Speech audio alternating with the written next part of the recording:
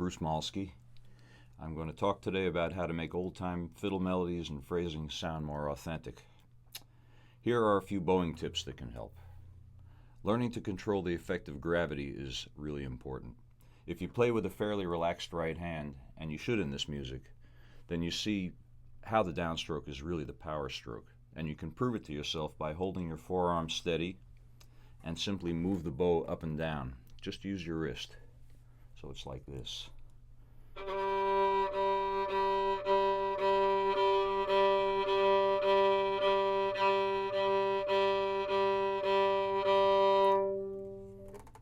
There's just more natural strength in pulling down than pushing up. And that powers the entire thing.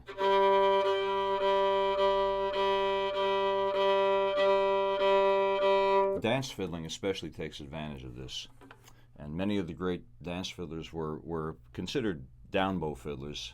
They led the phrases with a strong downstroke and often catching adjacent open strings and marking the strong beats, a really important part of the style.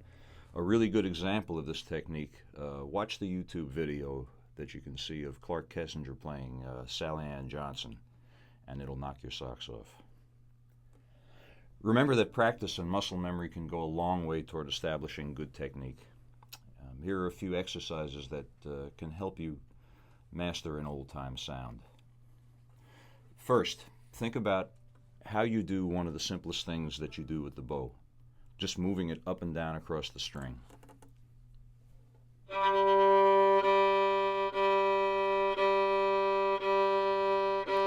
Does it stay in a straight line? Or does it dip and dive a little when you change direction? Try this. On an open string, play a downstroke so that the bow makes a downward arc, like the bottom half of a circle going counterclockwise as you look at it.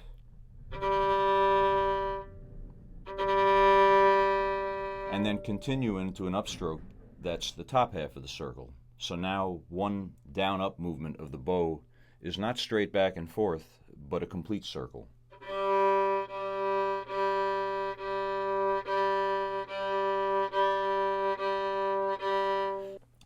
Compare the sound that you get playing straight back and forth across with the circular movement.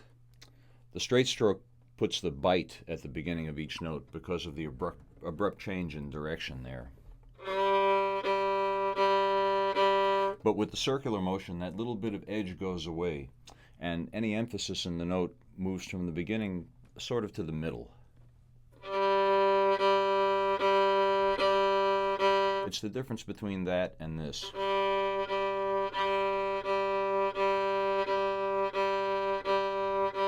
It might seem like a subtle difference, but once you're playing up to speed, it puts in a whole lot of swing that wouldn't otherwise be there, and it's something that you really hear a lot in the old players.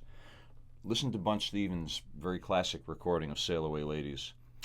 That's available on Amazon in MP3 format and is a really great example. Now, try playing back and forth, but let half of the bow stroke form half of a figure eight on its side, like drawing a backwards letter S and the upstroke being just the opposite, and it's much easier to do it than to say it.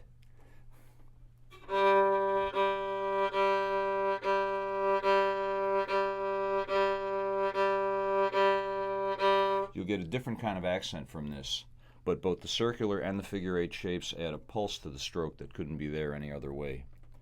Play these at a constant bow speed when you practice. Don't slow down and speed up. It's really important. The pulse comes from the bow's angle, not its speed. Likewise, use constant pressure. Be neutral with everything when you're first learning to do this, and when you do it right, the sound will come naturally and from the right place.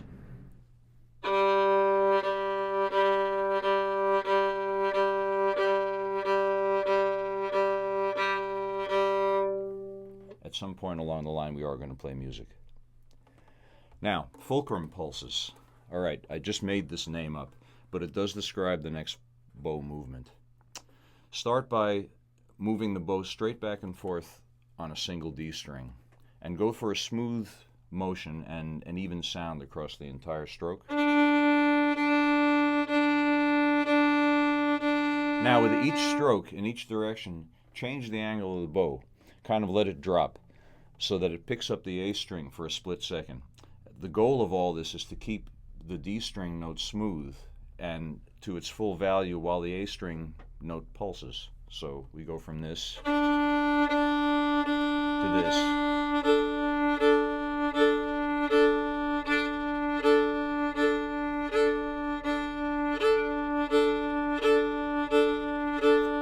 This is a really powerful tool when you get it up to speed.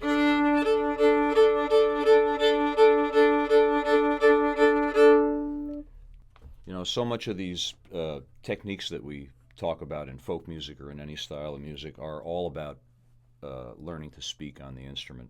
And I think that's the goal for everybody.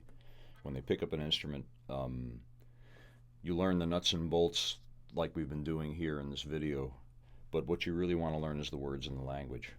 And when we talk about swing, people in different styles talk about swing, and they mean a little bit different kinds of things.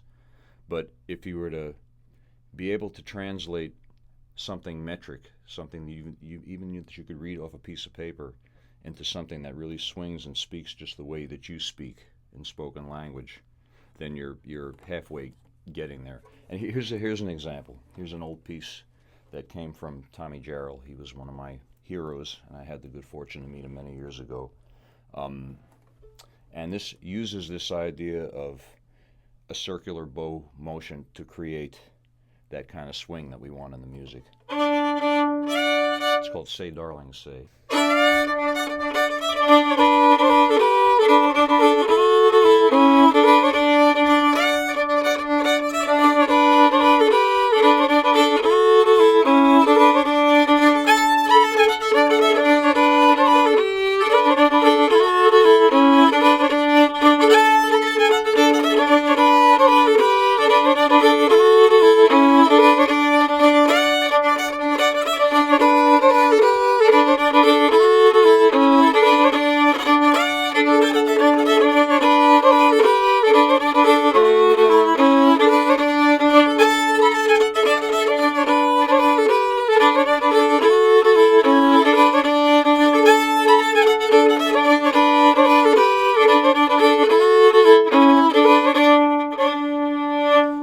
You can hear something in there that swings, and it has so much to do with what we were talking about a minute ago.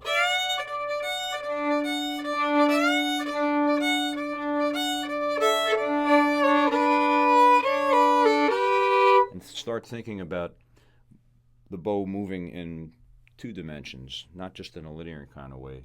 And listen to all these old recordings, and you'll find your way in for sure.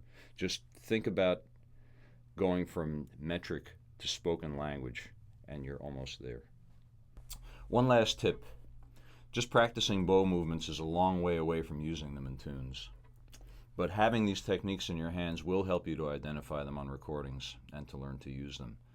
Listening to and analyzing old recordings is a skill in itself, but these days, historic recordings can be a source for some of the greatest lessons.